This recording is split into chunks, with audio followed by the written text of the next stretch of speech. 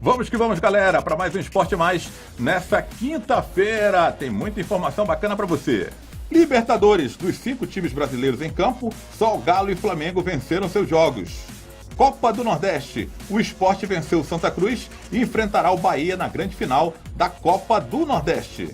E tudo sobre a final entre Ceará e Ferroviário. O Deu Vozão, conquistando o 40º título estadual. Acompanhe o Esporte Mais, que está muito fora do normal.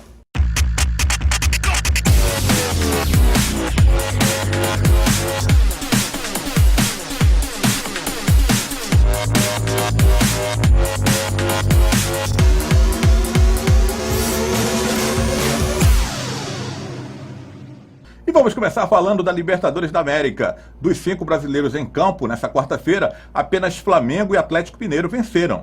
Muitos brasileiros em ação nessa quarta-feira pela Libertadores. O Atlético Paranaense derrapou jogando em sua arena e complicou um pouco a sua classificação. 3-0 para o São Lourenço, com gols de Dias, Blandi e Bota. O outro Atlético Mineiro foi a Bolívia e não tomou conhecimento do Sport Boys. Com gols de Casares, Rafael Moura, Elias, Otero e Casares novamente, o Galo enfiou 5-1 nos bolivianos, com Castilho de pênalti, descontando para a equipe da casa. O Grêmio foi ao Chile e não suportou a pressão do Deportes Iquiques.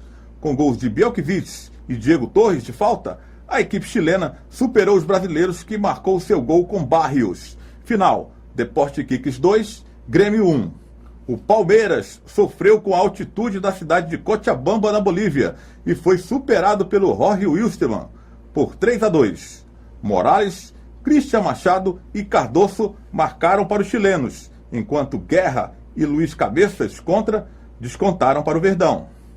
O Flamengo garantiu uma boa vitória diante de sua torcida e lidera o Grupo 4 da Libertadores. 3-1 para o Mengão em cima da Universidade Católica do Chile.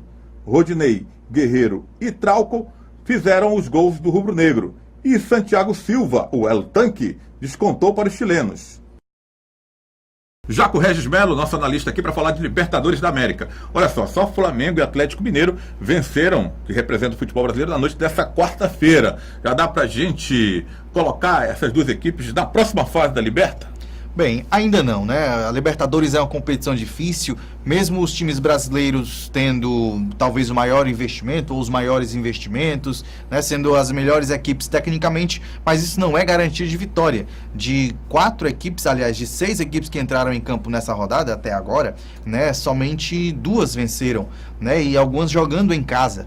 Então isso é um dado relevante para a gente analisar. O Atlético Mineiro até que enfim teve a sua exibição de gala, digamos assim, na Libertadores, um 5-1 fora de casa, mesmo o adversário sendo frágil, mas foi um 5-1 e você deve, né, dar importância a esse resultado sim. E o Flamengo mostrou sua força novamente jogando em casa. O Flamengo, quando joga fora, tem dificuldades, perdeu as 2 partidas até agora, mas jogando em seus domínios, vem mostrando força, né? Ganhou todos os jogos que fez no Maracanã, que fez no Rio de Janeiro. Então, não garanto ainda essas 2 equipes na segunda fase, mas digamos que estariam aí encaminhadas, né? Depois dessas vitórias, vão para a última rodada com uma situação bem favorável, digamos assim. Olha, o Atlético Paranaense acabou perdendo em casa, hein? Uma das armas do time é a boa equipe do Paulo Autuori e também o gramado sintético, né? Que muitas equipes reclamam quando vão jogar lá. Mas 3-0 para o São Lourenço. Ressuscitou o São Lourenço? Verdade, o resultado surpreendente por esses fatores que você citou, Adriano. Né? Um time que é muito forte jogando em casa, tem a questão do gramado sintético. No Campeonato Brasileiro do ano passado, por exemplo, foi o melhor mandante, né? Por contar com este fator. Então, esperava-se, né, uma vitória, mesmo que com um jogo difícil, uma vitória. E a que se deve, então, essa derrota? Primeiro, dizer que a equipe do São Lourenço é uma equipe campeã de Libertadores, não é uma equipe boba. Mas, sobretudo, eu colocaria na conta do treinador da equipe do São Lourenço, que é um conhecedor do futebol brasileiro. brasileiro, ele já treinou o Atlético Mineiro, já treinou o Internacional, então é um treinador que conhece o nosso futebol, que conhece a Libertadores e montou todo um esquema. Diego Aguirre, né? Diego Aguirre, exatamente, ele mesmo, argentino, né? Também foi jogador de futebol, atuou aqui no Brasil também, como jogador. Então ele conhece bastante a competição e conhece os clubes brasileiros. Armou um esquema e acabou aí conseguindo uma importante vitória, ressuscitando a sua equipe, como você bem falou. Olha, o Palmeiras, hein, acabou se complicando também, perdendo na Bolívia para o Jorge Wilstermann, e muita gente apostando já no Palmeiras vencer essa batalha lá na Bolívia e o Palmeiras classificar. O Palmeiras perdeu e viu aí os adversários do grupo chegarem junto, ficarem perto. Será que está complicada essa classificação para o Palmeiras?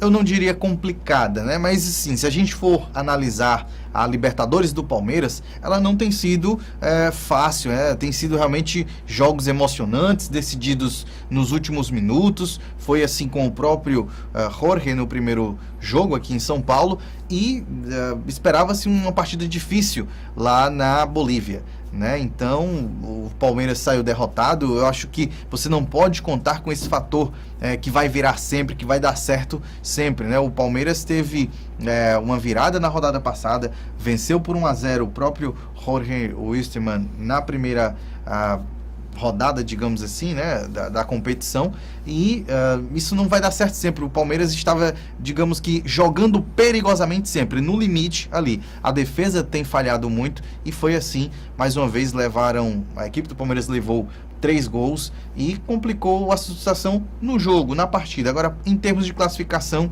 ainda está favorável para a classificação.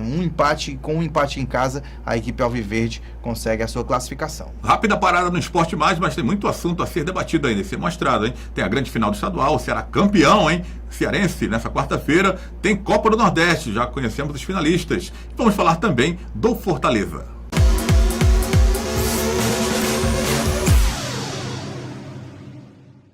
Chute de craques, dando asas para voar, transformando sonhos em realidade. O workshop objetiva revelar atletas que buscam a oportunidade de mostrar seu talento. São 15 dias de palestras, qualificação e treinamentos. Produziremos seu material que será mostrado a clubes profissionais de países como China, Peru, Equador, Coreia, Vietnã, entre outros. Com grande experiência no futebol europeu, um dos palestrantes é Mauro Pacheco. O evento acontece a partir do dia 20 de maio, em um CT, na cidade de Santa Isabel, interior de São Paulo, a 40 minutos da capital. Chute de craque, dando asas para voar, transformando sonhos em realidade.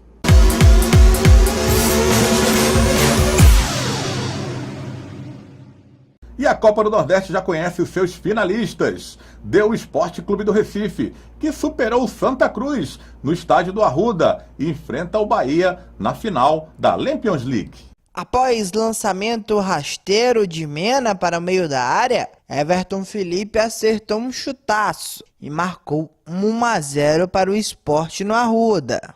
O gol da classificação veio com André.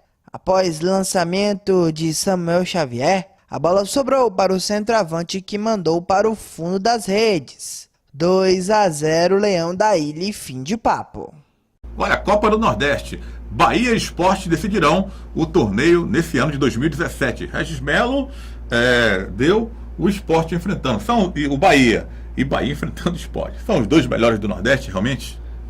Sim, né? Juntamente com o Vitória da Bahia, que também tem um time fortíssimo, que também está na Série A, a exemplo desses dois, são os 3 melhores times do Nordeste hoje em termos de estrutura, em termos financeiros, também em termos técnicos, por que não dizer assim, né? Talvez essa quarta força seja o Ceará, que não disputou a Copa do Nordeste nessa temporada de 2017.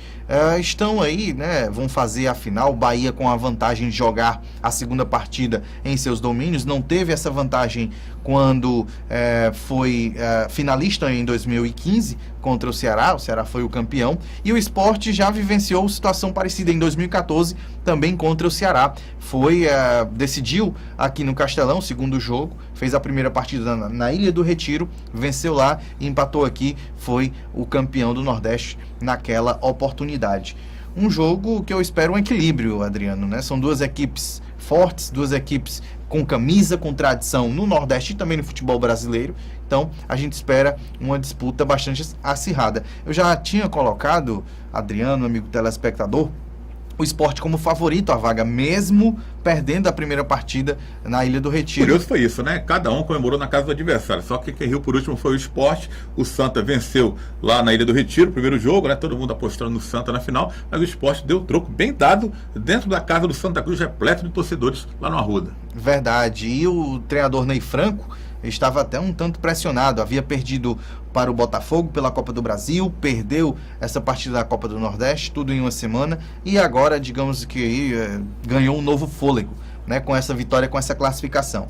A final que vai ser decidida, como quase todas as finais, nos detalhes, e não dá para apontar um favorito, né, porque são dois times fortes, são duas camisas pesadas e tradicionais do nosso futebol. Olha, palpite para quem ganha, Bahia ou Esporte Clube do Recife? Você tentou aí, mas eu tentei não ficar em cima do muro. Bahia ou Esporte? Aqui no Esporte Mais, o cara não pode ficar em cima do muro, não. O cara tem que falar, tem que mandar o papo reto. Eu tenho uma convicção, uma impressão que chegou a hora do Bahia, né? O Bahia já bateu na trave aí em 2015. Eu acho que está na hora do Bahia levantar essa taça. O Sport já levantou, o Ceará também, enfim, eu acho que seria legal que o Bahia vencesse, o tricolor da Boa Terra vencesse essa competição nesse time da sua terra, né? Time da minha terra, sou baiano, exatamente. Não é bem uma torcida, é apenas uma convicção. Eu acho que o Bahia está mais conquista, preparado. Vitória da Conquista? Vitória da Conquista, com certeza. É o clube do coração, é o Conquista e não o Bahia. Conquista que foi eliminado pelo Vitória do Campeonato Baiano. É verdade. Falando em times do Nordeste, vamos falar do Fortaleza, né? Tá havendo aí um momento de transição, um grupo gestor assumiu o clube. Marcelo Desidério é o presidente do Conselho Deliberativo, mas interinamente é o presidente hoje do Fortaleza. 30 dias como presidente até acontecer as novas eleições. O pessoal está querendo fazer aquela força para ter só uma chapa, mas você é favorável à democracia, que apareça outra chapa para ter uma disputa. O momento não é esse, momento turbulento no Fortaleza, que não tem muito tempo para preparar a equipe do Campeonato Brasileiro. Zé Carlos parece que não fica, Marquinhos Santos foi demitido, Bonamigo foi contratado, recheado de notícias esse time do Fortaleza, às vésperas da estreia do Campeonato Brasileiro, depois de ter naufragado aí nas primeiras competições do ano. Bem, vamos lá analisar a situação do tricolor de aço do Fortaleza Esporte Clube. Primeiro, Adriano, eu vou lembrar, em um programa anterior, você me perguntava, foi logo após a eliminação, né, se seria qual seria a melhor saída para o Fortaleza, a renúncia? E naquele momento, eu achava que o mais coerente era esperar qual ia ser a reação da diretoria, dos jogadores, do treinador, né, se alguém ia querer sair, o treinador também, se ia manifestar esse desejo, e a diretoria, né, qual seria a atitude. A atitude foi, houve uma reunião, decidiram ficar, né, a renúncia foi descartada num primeiro momento. Contrataram também o Adenilson. Mesmo com essa contratação, com essas medidas, você percebia que o clima ainda estava tenso. Então, numa situação difícil, mesmo com uma situação dessa, o clima continua ruim, continua desfavorável, eu acho que a saída, né, do presidente Jorge Mota e sua diretoria executiva foi o melhor caminho para o Fortaleza, analisando isso hoje, agora. Por quê? Depois desse anúncio, você vê uma esperança, você vê um clima de mais tranquilidade, de até otimismo, por que não assim dizer, do torcedor tricolor, por parte do torcedor do Fortaleza. E eu acho que isso era o determinante, como ia ficar o clima pós-decisão. Primeiramente, houve a decisão de continuar, de haver uma continuidade. Ela não foi bem recebida, não foi bem aceita, principalmente pela torcida. Depois chegaram a um consenso, e isso eu acho louvável e interessante. Pensou-se no clube, e sempre, como eu falo nos meus comentários, o clube que é o eterno. O dirigente passa, a pessoa passa, a história fica, a história do dirigente. Jorge Mota foi um vencedor, é um vencedor pelo Fortaleza, também teve suas derrotas, mas é um vencedor. Agora, o maior do que Jorge Mota e qualquer outro dirigente que já passou e que passará pelo Fortaleza é o próprio Fortaleza. Pensou-se em conjunto as forças políticas do Fortaleza, o que seria melhor para o Leão, e constatou-se que esse grupo gestor né, e novas eleições fora o melhor. E eu acredito que seja assim. Com relação a ter uma chapa apenas, eu não sei a que ponto é interessante, né? Eu vou retomar meu comentário no tempo das eleições. Eu quero ouvir ideias para o Fortaleza, projetos. O que essa chapa única vai apresentar de projetos? Claro que de boa vontade a gente sabe que essa chapa e qualquer outra que concorreu e que vai concorrer à presidência do Fortaleza, tem boas intenções, tem boas, não digo ideias, mas tem boas intenções, né? Agora eu quero ver as ideias práticas, modernas, como tirar o Fortaleza dessa situação difícil de Série C, como sanar os problemas financeiros do clube de uma forma permanente, não apenas emergencial, Adriano.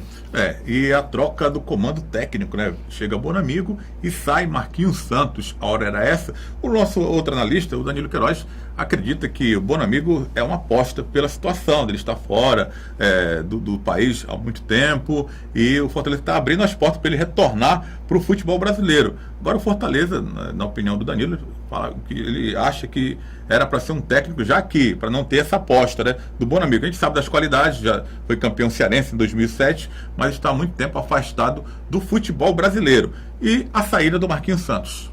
Bem, com relação à saída do Marquinhos Santos, por mais paradoxo, que surpreendente que isso possa parecer, também foi uma questão política, né? Já que o grupo que o contratou, né, saiu, ele também saiu com este grupo, né? Os resultados também eram ruins, o aproveitamento dele não era melhor, por exemplo, não era satisfatório, não era melhor, por exemplo, do que o do Emerson Maria, o seu antecessor. Então eu acho que a saída pode ser sim oportuna. Agora a pergunta é: Paulo Bonamigo é um bom nome? Os resultados vão dizer, Adriano. Se fôssemos, eu não sou treinador, mas se fosse Regis Melo, treinador de Fortaleza, os resultados diriam, os resultados futuros, claro, se eu seria uma boa aposta ou não. Mesmo caso do Paulo Bonamigo, se ele vier ajeitar o time, né, conseguir fazer esse time jogar, coisa que nem Marquinhos Santos nem Emerson Maria conseguiram ainda. Se houver, né, bons resultados, o início satisfatório de Série C, com certeza a aposta vai ter valido a pena. Se não, se houver problemas técnicos, problemas de pontuação, enfim, problemas no time, aí vai se mostrar uma aposta errada. Infelizmente é assim que o futebol brasileiro funciona. É a política, é a cultura do resultado. Aqui no Brasil, técnico vive de resultados. O Bonamigo é a bola da vez no time do Fortaleza. Mais um intervalo no Esporte Mais. Mas as nossas redes sociais estão aí para você seguir, curtir, compartilhar. Divulga geral aí, né? Espalha pra geral as nossas redes sociais. Na volta do intervalo tem tudo sobre o Clássico da Paz e o Vozão levantando mais uma taça de campeão estadual.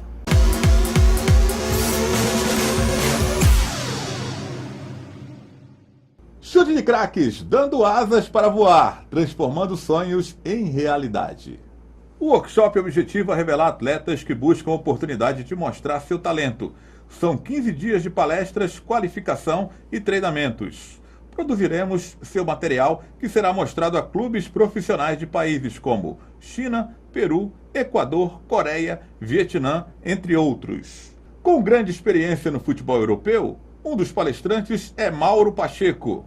O evento acontece a partir do dia 20 de maio, em um CT, na cidade de Santa Isabel, interior de São Paulo, a 40 minutos da capital. Chute de craque, dando asas para voar, transformando sonhos em realidade.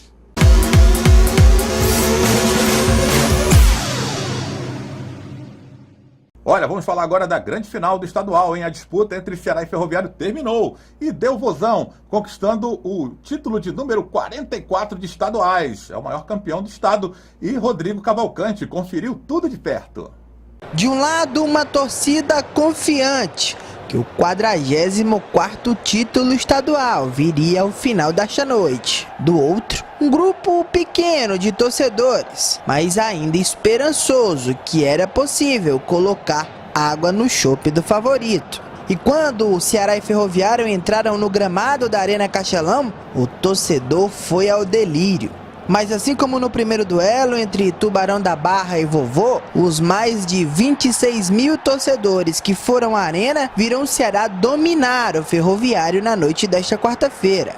Logo no começo da partida, Vitor Rangel teve uma boa visão de jogo e deu belo passe para Thiago Cametá. O lateral direito bateu cruzado e por muito pouco não marcou o primeiro gol da decisão. Apesar do domínio territorial do Alvinegro de Porangabuçu, o Tubarão da Barra foi mais efetivo no ataque em comparação com o jogo do último domingo. De fora da área, o volante Jonatas mandou um chutaço, obrigando o Everson a fazer uma bela defesa, se esticando todo. Mas de tanto ter a bola no pé, o Ceará chegou ao seu primeiro gol. E ele veio nos minutos finais da primeira etapa. Após linda finalização de Magno Alves, que explodiu na trave defendida por Mauro, o Wallace pernambucano, de novo, como um autêntico garapeiro, só empurrou para o fundo do gol. 1-0 Ceará e fim de papo no primeiro tempo. Na segunda etapa, as coisas seguiriam da mesma forma, com o Ceará no ataque. Após contra-ataque rápido, Lelê mandou na rede pelo lado de fora, levando perigo ao gol defendido por Mauro. O Tubarão da Barra respondeu com o Valdeci. Após lançamento rasteiro de Vitinho, o meia coral dominou e bateu forte. A bola passou próxima do gol defendido por Everson. Daí em diante, um duelo em particular: Magno Alves versus Mauro. Depois de receber bela assistência de Richardson, Magno Alves até tentou tirar do goleirão, mas o guarda-metas coral fez um milagre. Minutos depois, o Wallace pernambucano fez lançamento na medida e o Magnata bateu cruzado, novamente parando em Mauro, que fez bela defesa no reflexo, mandando para escanteio. E para o checkmate no campeonato, nada mais justo que o golpe final fosse dado pela peça que mais brilhou nele, o volante Raul. Após passe na medida do meia Pedro Quem, Raul dominou, ajeitou e mandou um balaço no canto direito do goleiro Mauro, marcando seu primeiro gol com a camisa do Ceará. 2-0 vovô, fim de papo, e brilhou a estrela do menino de Arneiroz. Deu Ceará! O Alvinegro de Porangabuçu venceu o Ferroviário pelo placar de 2-0, com gols de Wallace pernambucano e Raul, e conseguiu mais um título do campeonato estadual. Emocionado pela conquista, o volante Raul revela o que sentiu no momento em que marcou o gol. Não tem palavra, cara. Não sei o que falar porque a ficha ainda não caiu. Então, acho que amanhã, depois, sei lá, vamos comemorar, depois a gente pensa no que pode acontecer.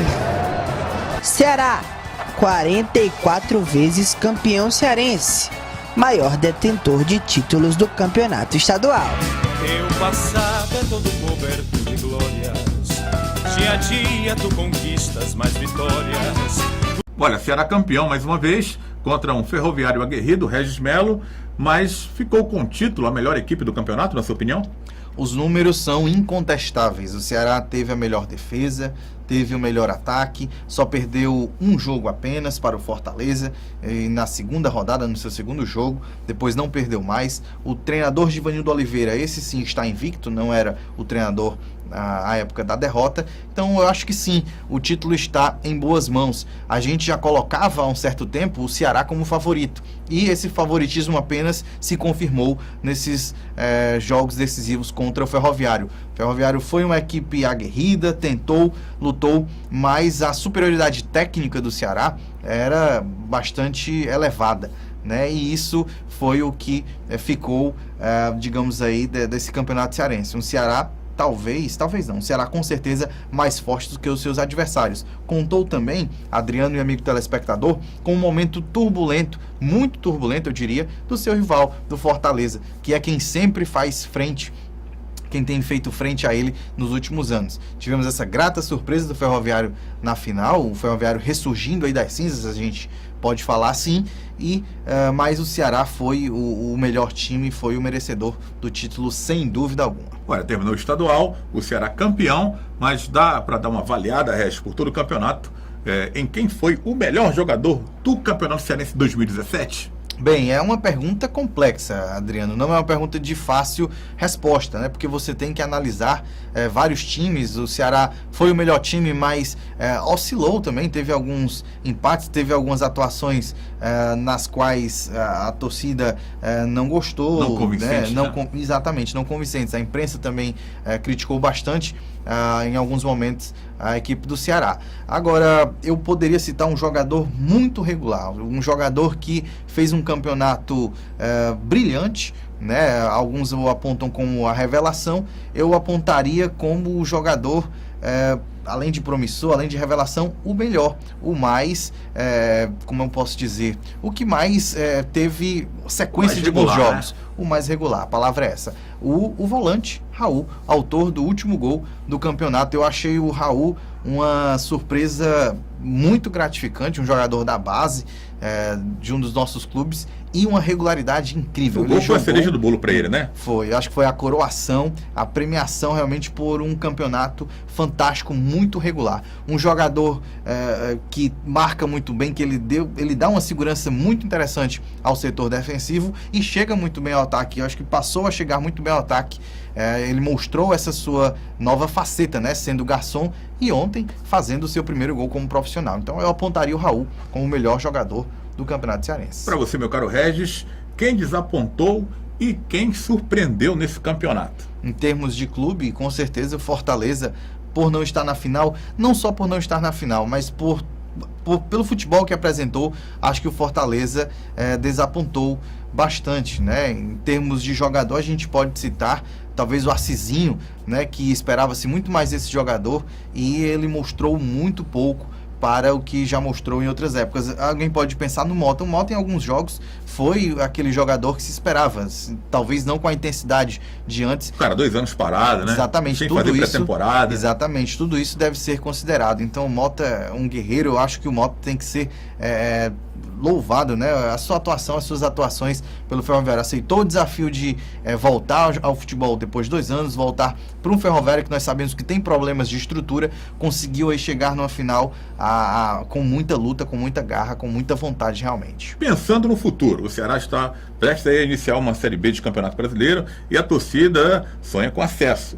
Tem o Givanildo, campeoníssimo de vários estaduais, também com muitos acessos da Série B para a Série A. Está comandando o Ceará hoje. E o Ferroviário, que será o futuro do time nessa temporada, já que tem calendário para a próxima temporada, tem o calendário cheio, né? Vai voltar a disputar um Campeonato Brasileiro, pelo semestre tem Copa do Nordeste, Copa do Brasil, coisa que o Ferroviário 1 ano atrás nem sonhava em ter isso, e agora terá isso tudo de volta, mas só em 2018. Mas pensando em 2017, que será dos clubes?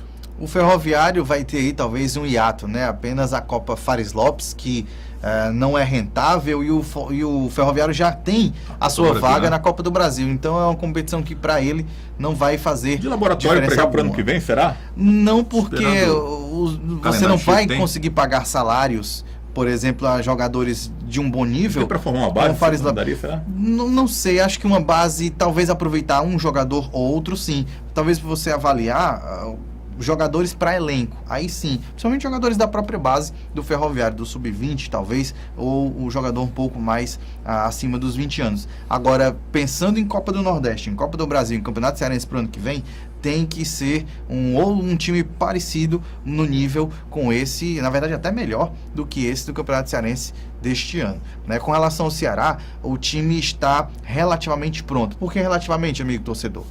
O setor defensivo, eu acho que do meio campo, né, até Richardson e Raul, o time está muito bem, mesmo o Campeonato Cearense não sendo um parâmetro assim tão confiável, né? Exatamente, uma grande referência. Agora, o setor de criação e de ataque, esse sim carece reforços. Já chegou aí o Roberto, né, atacante que esteve no futebol paulista. Devem ser anunciados outros nomes e realmente precisa de reforço. O Ceará perdeu muitos gols nessa reta final de Campeonato Cearense. Conseguiu as vitórias, principalmente porque o sistema defensivo está muito coeso, muito forte. Agora perdeu muitos gols, poderia ter goleado inclusive o Ferroviário nos 2 jogos, poderia ter tido resultados melhores contra o Guarani de Juazeiro também. Enfim, eu acho que esse setor de meio campo, a parte ofensiva e ataque do Ceará carece de um melhoramento para a Série B. Série B não é mesmo nível de cearense. Olha, rolou um papo exclusivo aqui com o Rodrigo Cavalcante, nosso repórter, e o Danilo Queiroz, o nosso analista. Estiveram conversando com o goleiro Everson após a conquista do estadual por parte do Ceará. Confere aí. Liderou o campeonato inteiro, só na segunda rodada acho que a gente acabou não liderando, porque a gente acabou perdendo um clássico, que contagiou o grupo tomou vergonha na cara, entrou firme na competição, nessa reta final deu liga, para chegar para o professor Givanil também deu uma melhora muito grande, hoje a gente está do outro lado da moeda, fazendo o torcedor comemorar esse título, para que a gente possa entrar com mais tranquilidade, com mais gana, com mais vontade na Série B, que é o nosso segundo foco do ano, que é o acesso com a equipe do Ceará. Everson, alguns jogadores tinham algumas metas. O Raul tinha a meta de marcar seu primeiro gol, marcou no jogo decisivo. Sua meta, você sempre deixou muito claro, era a primeira conquista vestindo a camisa do Ceará. Enfim, chegou o momento. Graças a Deus. Foram quase 2 anos aqui de clube, né? Meu segundo estadual. Onde o primeiro por motivos de outras equipes, a gente acabou saindo fora, todo mundo sabe. Mas hoje a competição foi diferente. Lideramos o campeonato de ponta a ponta. E hoje eu acabei conquistando esse título tão sonhado que eu queria com a camisa do Ceará. Sempre deixei claro que o ídolo vira ídolo com títulos. Lógico que foi importante, uma recuperação histórica. Em 2015 que a gente se livrou da Série B, da Série C.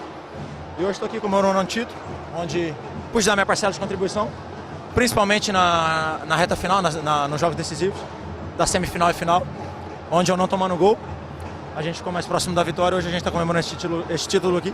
Espero eu que seja o primeiro de muitos com a camisa do Ceará. Antes que você chegou, você falava de título, né? Era tão especial quanto você esperava? Com certeza, a gente sempre imagina a torcida vibrando, a torcida comemorando. Hoje o jogo estava 2-0, praticamente liquidado, eu pude fazer uma defesa que a torcida vibrou como se fosse mais uma vez um gol. Então, isso arrepia, isso te motiva. Com certeza está sendo uma noite muito especial para mim hoje, comemorando aqui com a minha família. Olha, o papo com o Everson Regis. O Everson é destaque inegável do time do Ceará, chegou, muita gente sem acreditar, acabou se firmando e hoje é uma das unanimidades desse time alvinegro. Foi o melhor goleiro do campeonato? Sim, né? Os números dizem que sim. Levou apenas 7 gols, então foi um goleiro o menos vazado e é um goleiro que a gente sabe da confiança que ele passa aos seus companheiros, né? Da qualidade do Everson, ninguém duvida, já salvou o Ceará em muitas situações. Então, nós tivemos o Mauro também, que foi um destaque, o goleiro Léo, nos jogos das semifinais do Guarani de Juazeiro também, né? Muito bom goleiro. Marcelo Boeck, nunca Os poucos escapam nesse elenco do Fortaleza, né? Exatamente, um goleiro que é destaque do seu clube, do seu time.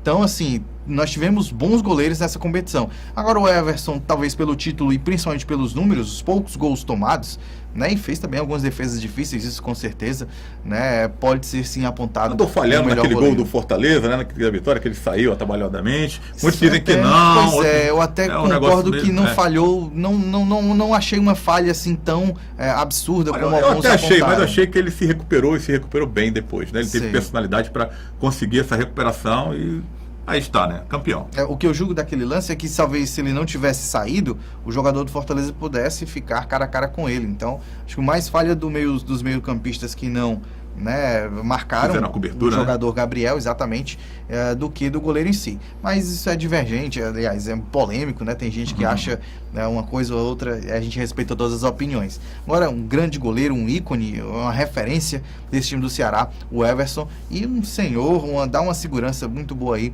para a Série B. Olha, tanto é um grande goleiro, como está sendo assediado por algumas equipes, não só o Everson, como outros jogadores do Ceará para a disputa do Campeonato Brasileiro, né? Agora é aquela coisa, né? As propostas não são boas, tem time querendo levar jogador de graça, mas querendo ou não, né? O Ceará foi campeão, está comemorando o título hoje, mas vai disputar uma Série B. Isso mexe com a cabeça do jogador, disputar uma Série A, como é que fica tudo isso para essa disputa de Campeonato Brasileiro? O próprio time pode se sentir abalado com isso?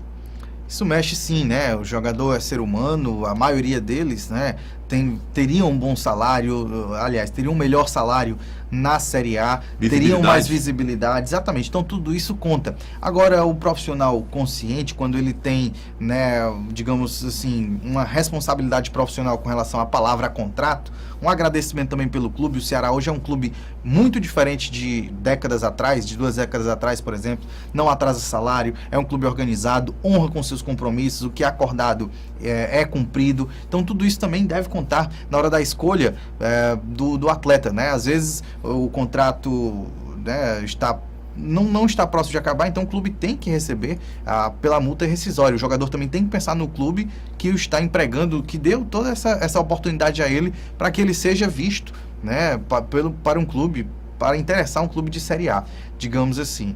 Então eu acho que o jogador consciente, ele vai, como foi, por exemplo, o Roberto, a gente pode ter esse caso, assediado por muitos clubes, mas além da palavra do atleta, um pré-contrato, teve a questão de agradecimento ao Ceará, que foi lá, que olhou o seu futebol primeiro, né? O Ceará está com o atleta porque o viu primeiro e firmou um compromisso, um contrato com ele primeiro. Então, acho que tudo isso deve ser analisado. Mexe sim com a cabeça de muitos, a gente tem exemplos aqui no futebol cearense, jogadores que forçam a saída, mas o Ceará hoje não é um clube qualquer, né? Deixa no mínimo, mesmo estando na Série B, o jogador, o profissional com aquela dúvida, poxa, aqui eu estou tão bem, como vai ser nesse outro clube? Eu acho que depende muito do profissional. Agora seduz, uma Série A com certeza seduz, salários melhores sempre seduz a qualquer profissional. Valeu, Regis Melo. Vamos terminando por aqui o Esporte Mais. Amanhã você fica ligadinho aí, grudado aí na telinha, porque estaremos por aqui. Mas tem as nossas redes sociais, tem um canal no YouTube, hein? Temos um canal no YouTube, o Esporte Mais na TV, para você acompanhar o programa e os programas mais antigos, as nossas reportagens. Faz sua inscrição lá que vale a pena, hein? Para você acompanhar tudo isso aqui. Tem também o Twitter, @Esporte Mais na TV, facebook.com/Esporte Mais na TV. E estamos no Instagram também, @Esporte Mais TV. Amanhã tem mais.